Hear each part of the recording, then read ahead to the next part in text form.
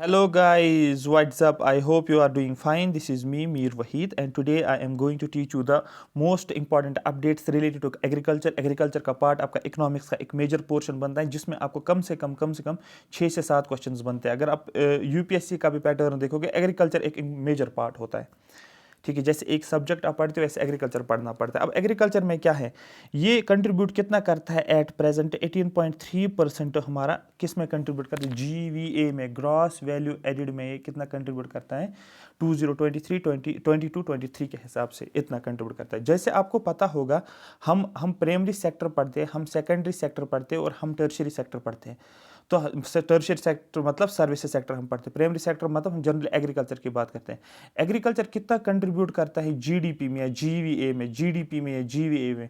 Service sector कितना contribute करता है ये मैं अलग से आपको बताऊंगा, बट एट प्रेजेंट ये कितना कंट्रीब्यूट करता है किस में, जीवीए में, वो 18.3 है।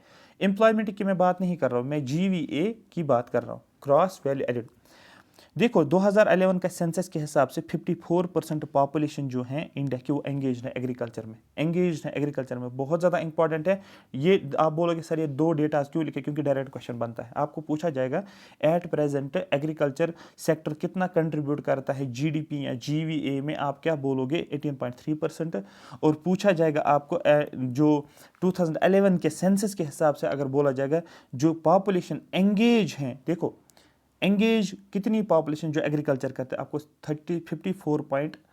54% कंट्रीब्यूट करता है किसमें, एग्रीकल्चर। तो दैट मीन्स एग्रीकल्चर में पॉपुलेशन एंगेज है मोर देन 50% और जीडीपी में 20% से भी कम है। उसके बाद एक और है जिसको इकोनॉमिक सेंसस बोलते हैं। ये एग्रीकल्चर का बेसिक एक, अगर ये समझ में आ गया ना, आप एग्रीकल्चर के टॉपिक्स को लिंक कर सकते हो। देखो एक सेंसस होता है जिसको बोलते हैं इकोनॉमिक सेंसस। इस साल जो इकोनॉमिक सेंसस, देखो इकोनॉमिक सेंसस हुआ है, ठीक है, ये 7th नेशनल इकोनॉमिक सेंसस है। ये कौन करता है, ministry of statistics and programme implementation और कॉमन सर्विस सेंटर मिलकर क्या करते हैं, इकोनॉमिक सेंसस को करते हैं। इकोनॉमिक सेंसस जो होता है वो होता है 5 साल में एक बार किया जाता है, ठीक है। और as a central sector scheme के हिसाब से, एक स्कीम होती है सेंट्रल सेक्टर स्कीम के हिसाब से इस इकोनॉमिक सेंसस को किया जाता है। इसको लॉन्च किया गया था 1976 में as a plan scheme. Total 6 economic census हुआ है अभी तक टिल डेट, ठीक है। पहला जो है सेंसस हुआ है 1977 में, लॉन्च किया गया है इसको 1976 में, लेकिन एक साल के बाद इसको सीएसओ ने कंडक्ट किया है इस इकोनॉमिक सेंसस को।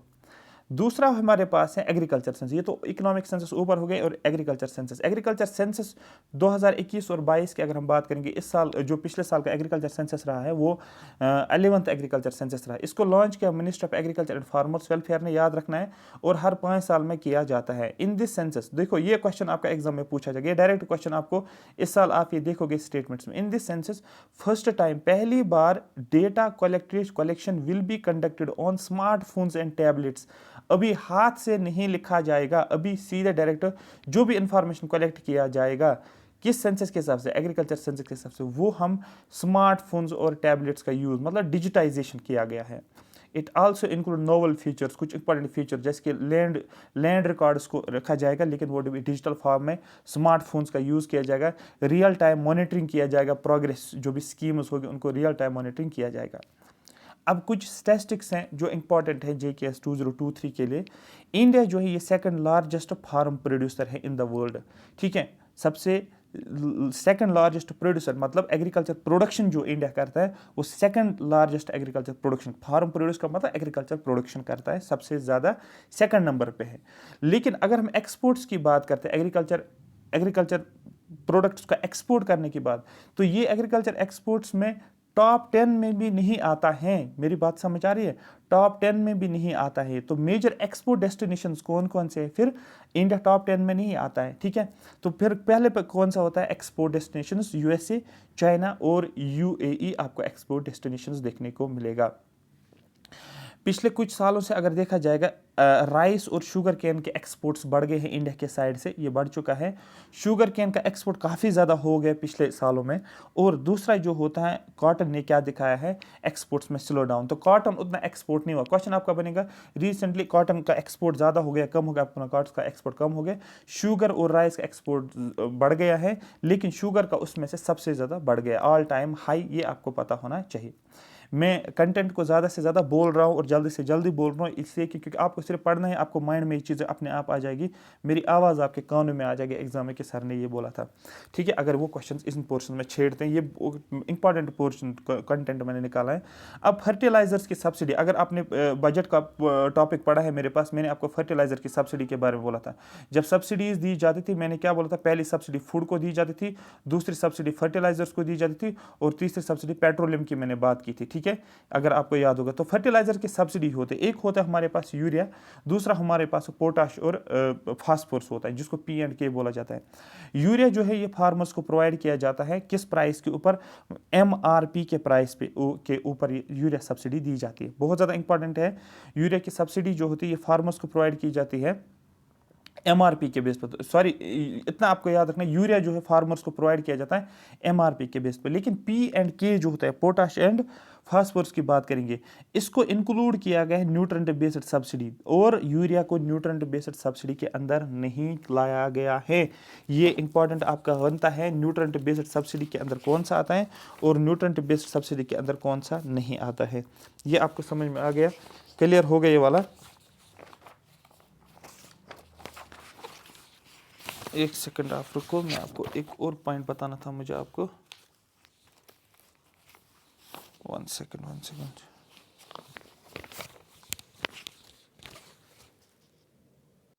ठीक है, तो न्यूट्रेंट बेस्ड सब्सिडी, अब subsidy provided on each grade of P&K, ये सब्सिडी जो प्रोवाइड की जाती है ये जो फास्फोरस और पोटेशियम के ग्रेड के ऊपर प्रोवाइड किया जाता है, जैसे कि डिपेंड्स ऑन न्यूट्रेंट कंटेंट।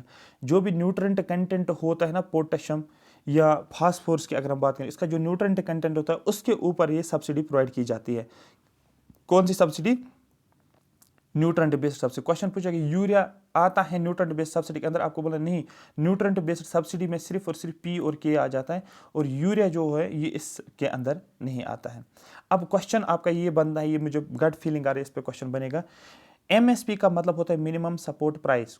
सबसे पहला पार्ट ये क्या है, आपको बोला ये कि मिनिमम प्राइस ये कौन सेट करता है, ये गवर्नमेंट सेट करता है। किन के लिए? फार्मर्स के लिए। फार्मर्स क्या करते हैं, वो अपना जो भी उनका प्रोडक्शन होता है वो किसको वो क्या करते हैं, वो बेचते हैं, किसको? गवर्नमेंट को दिया जाता है। किस प्राइस के ऊपर? इस मिनिमम प्राइस के ऊपर। फॉर एग्जाम्पल मैं आपको बोलता हूँ, सपोज फार्मर्स क्या करते हैं, राइस की प्रोडक्शन करते हैं। 1 kg राइस जो होता है वो सपोज 20 रुपये में है मार्केट में, लेकिन गवर्नमेंट आ गया, गवर्नमेंट ने बोला मैं आपको 1 kg राइस जो है 30 रुपये का दे दूंगा। तो दैट मीन्स यहाँ पर अब जब गवर्नमेंट ने मिनिमम से मिनिमम प्राइस दे दिया 30 रुपीज़, तो फार्मर क्या करेगा, वो प्राइस वो राइस किसको दे देगा, ये दे देगा किसको? गवर्नमेंट को, MSP के ऊपर। ठीक है, ये फार्मर्स के लिए फ़ायदा भी होता है, क्योंकि अगर कोई भी प्राइस वॉलेटिली आ जाती है वो उनको हेल्प करता है उसमें। ठीक है, तो ये चीज़ें आपको देखने को मिलेंगी। और ये जो होता है ये हर साल में 2 बार दिया जाता है MSP। ठीक है, साल में 2 बार होता है। और यहाँ पर ये जो क्रॉप्स को सोव किया जाता है, जैसे कि आज 2023 चल रहा है, सपोज अभी दिसंबर में क्या होता है, अभी दिसंबर में सपोज कोई क्रॉप हमें क्या करना पड़ेगा, कोई क्रॉप लगाना पड़ेगा, सोइंग ऑफ क्रॉप दिसंबर में शुरू होगा, लेकिन अभी अक्टूबर और नवंबर का टाइम है। अब इसी टाइम पे डिसाइड होगा MSP हमें देना है या नहीं देना। कल्टीवेशन करने से पहले अभी आप सोइंग नहीं किया, अब आप करने वाले हो। ये नहीं कि उनको प्रोडक्शन होगी उसके बाद, जैसे कि अभी प्रोडक्शन उनकी होगी अब हम बोलेंगे MSP ले लो, नहीं, ये पहले ही डिसाइड होता है।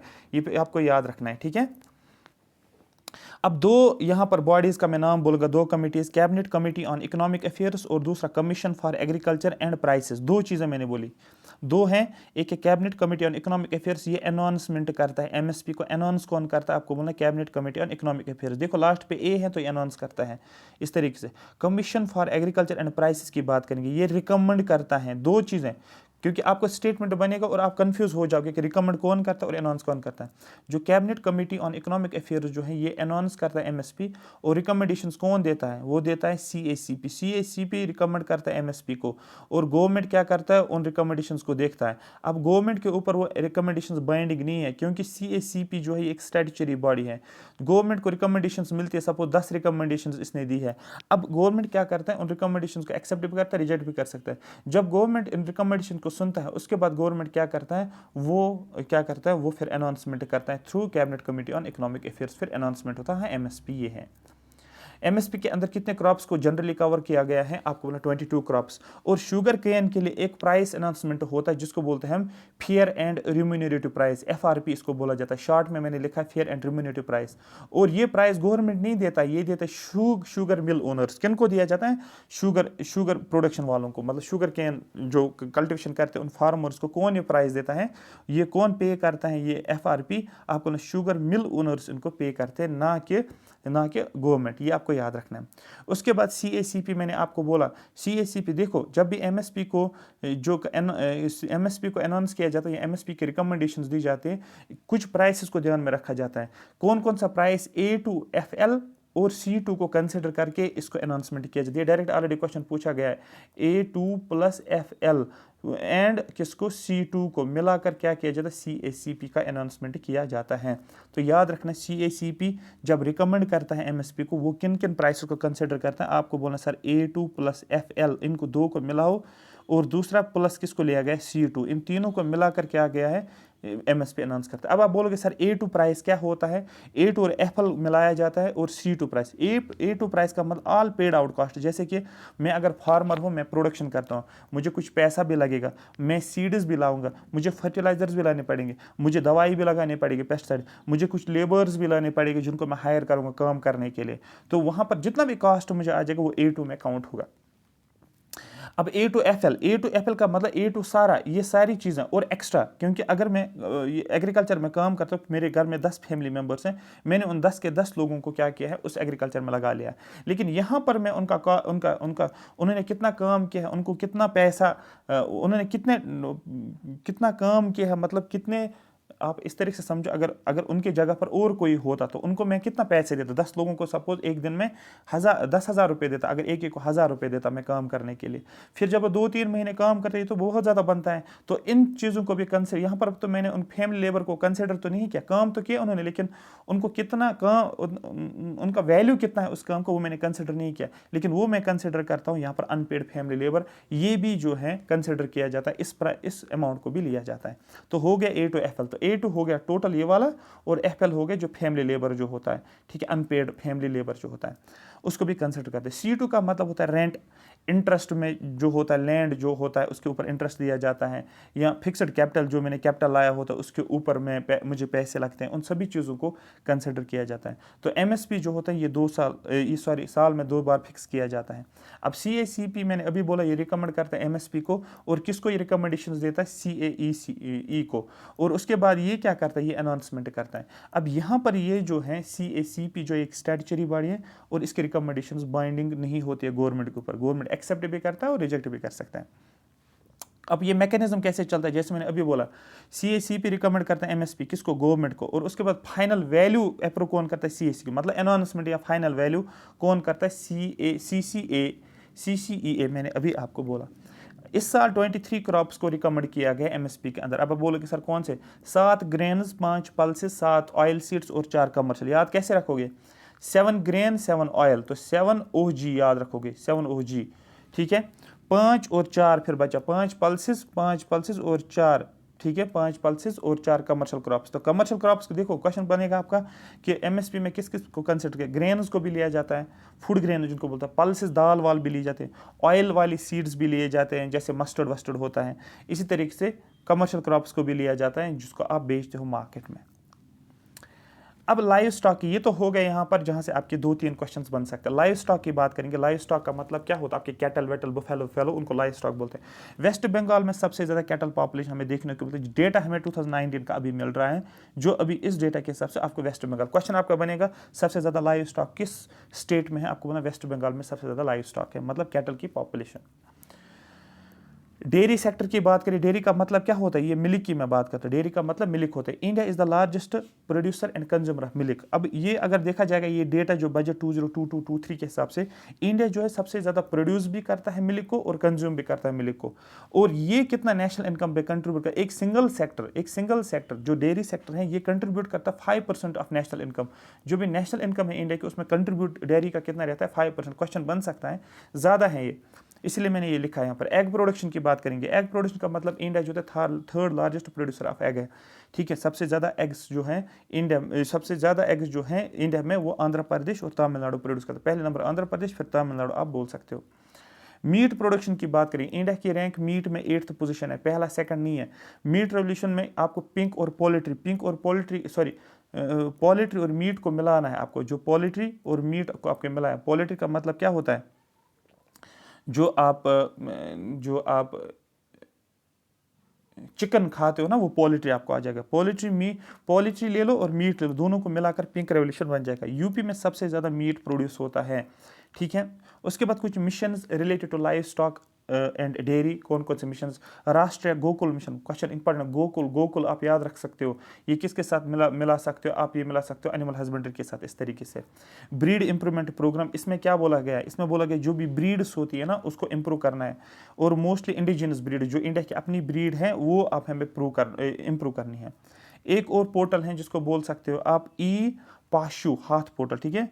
पाशु हाथ पोर्टल, क्वेश्चन पूछ सकते हैं, ये भी कैटल्स या बोवाइन एनिमल्स के रिलेटेड है। नेशनल आर्टिफिशियल इंसेमिनेशन प्रोग्राम, इनको याद पढ़ना नहीं है, बस इतना याद रखें कौन कौन से स्कीम्स लाइव स्टॉक के साथ रिलेटेड है, सो दैट आप इसको इजीली आइडेंटिफाई करोगे एग्जाम में। फिशरी सेक्टर, फिश का मतलब होता है मछली। इंडिया जो है सेकंड लार्जेस्ट प्रोड्यूसर है फिश प्रोड्यूसिंग में, तो 4th लार्जेस्ट एक्सपोर्ट है, तो दैट मीन्स इंडिया जो है सेकंड लार्जेस्ट है, फिश प्रोडक्शन में सबसे सेकंड नंबर पे है, और एक्सपोर्ट में 4थे नंबर पे है। और सबसे ज़्यादा फिश प्रोडक्शन कहाँ पर होती है, आंध्र प्रदेश में।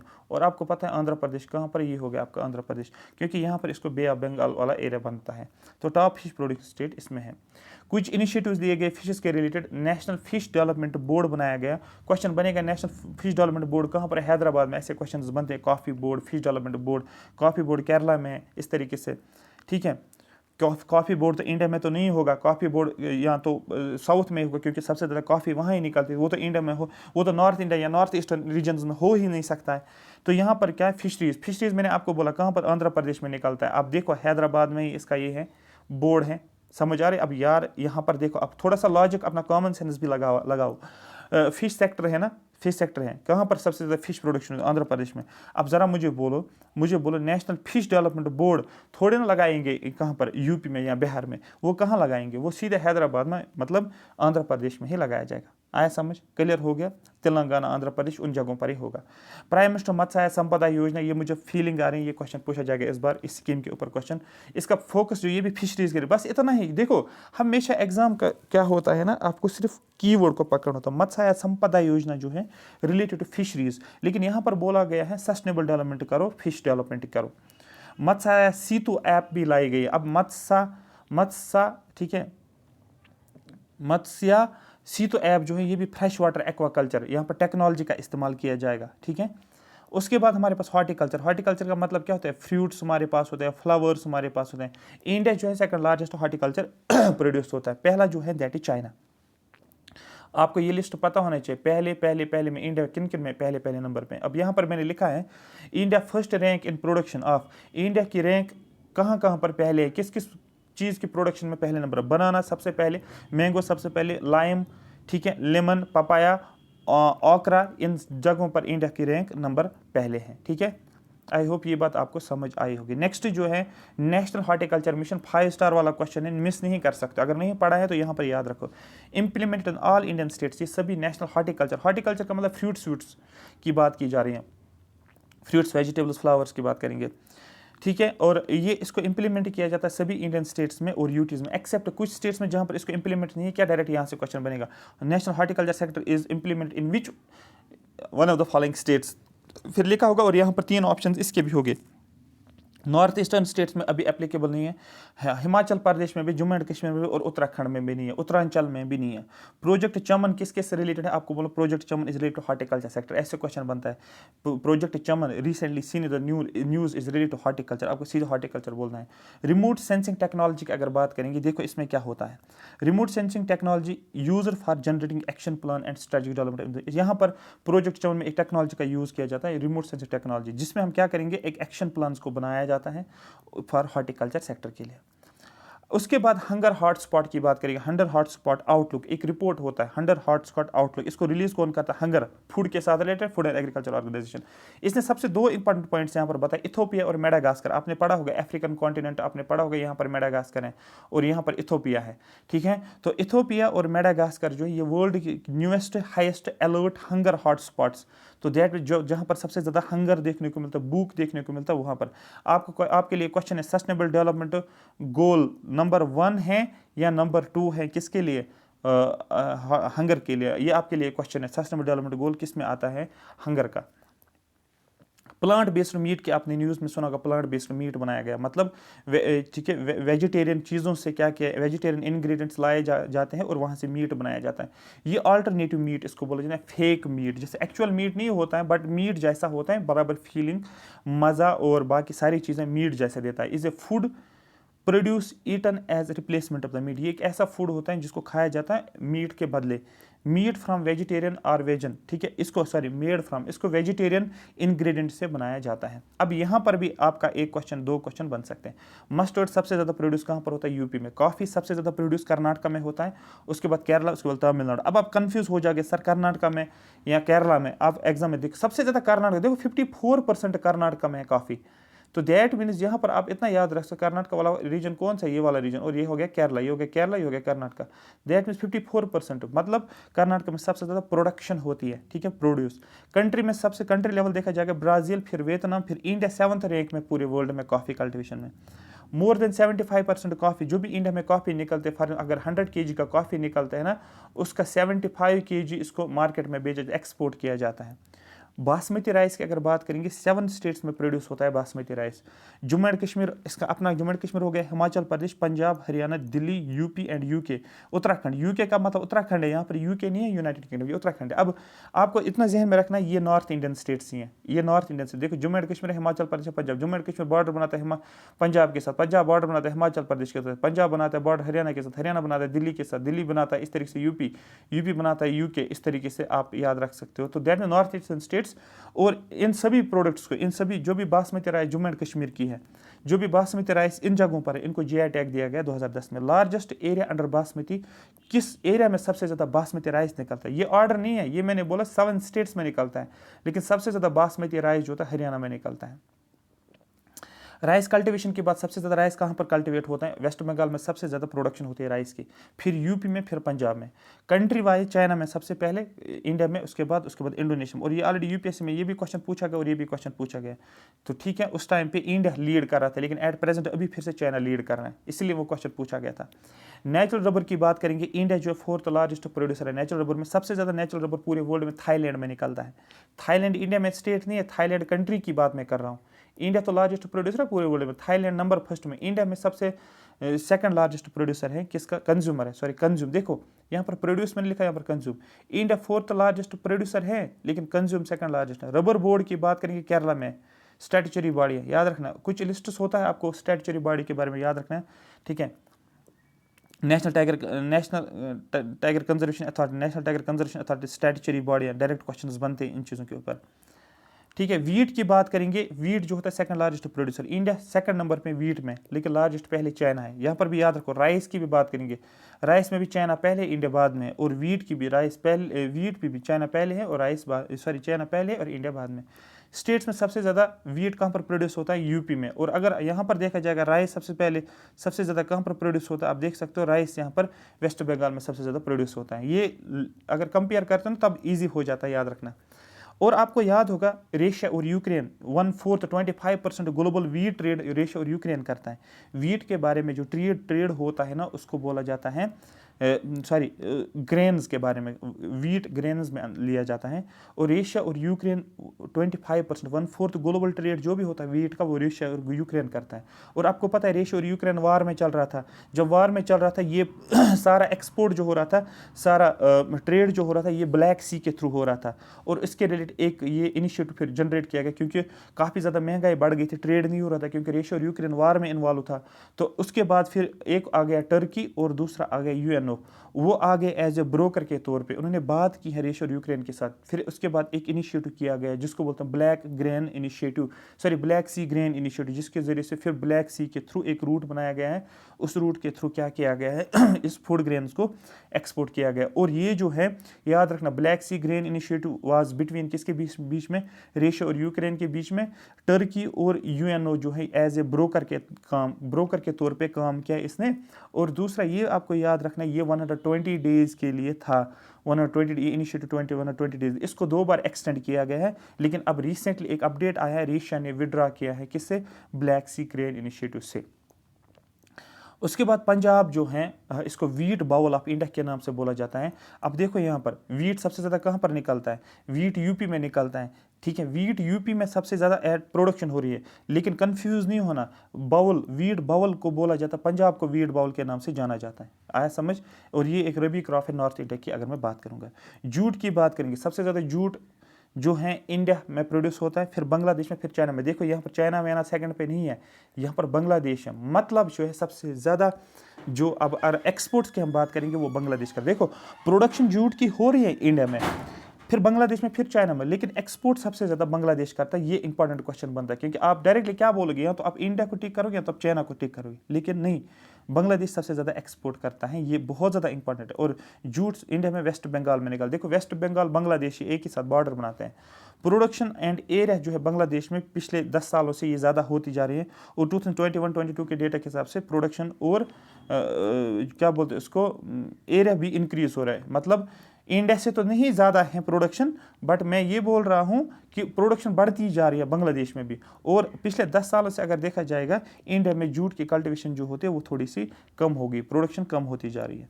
कॉटन की बात करेंगे, सबसे ज़्यादा गुजरात में, फिर महाराष्ट्र में। जनरली आप पढ़ते हो महाराष्ट्र में कॉटन सबसे ज़्यादा निकलता है, नहीं, पहले आपको गुजरात का नंबर पे लिखना है, ये आपको याद रखना है, ठीक है।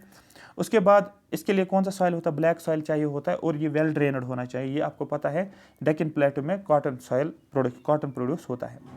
वेजिटेबल ऑयल्स की अगर बात करेंगे, इंडिया सेकंड लार्जेस्ट कंज्यूमर है वेजिटेबल ऑयल। देखो सेकंड, फोर्थ और फर्स्ट में सबसे ज़्यादा वेजिटेबल जो हम प्रोड्यूस करते हैं वो 4th नंबर पे करते हैं। जो भी वेजिटेबल ऑयल इंडिया में प्रोड्यूस होता है, इंडिया 4th नंबर पे है। और कंज्यूम जो हम वेजिटेबल ऑयल करते हैं वो हम 2nd नंबर पे। और वेजिटेबल ऑयल हम इंपोर्ट भी करते, सबसे ज़्यादा इंपोर्ट हम करते हैं वेजिटेबल ऑयल, सबसे ज़्यादा पूरे वर्ल्ड में।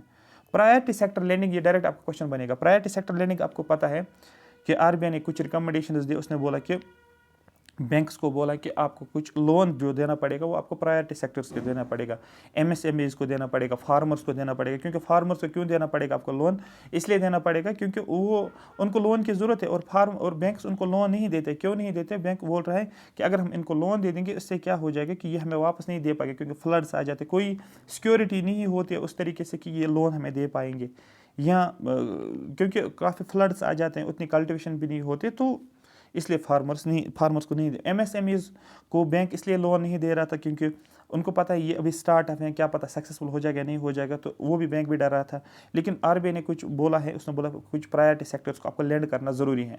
उसमें एग्रीकल्चर आता है, एमएसएमईज आता है। तो टोटल ओवरऑल प्रायोरिटी सेक्टर्स को 40% है, जितना भी लोन आप देते हो उसका 40% प्रायोरिटी सेक्टर्स को देना है।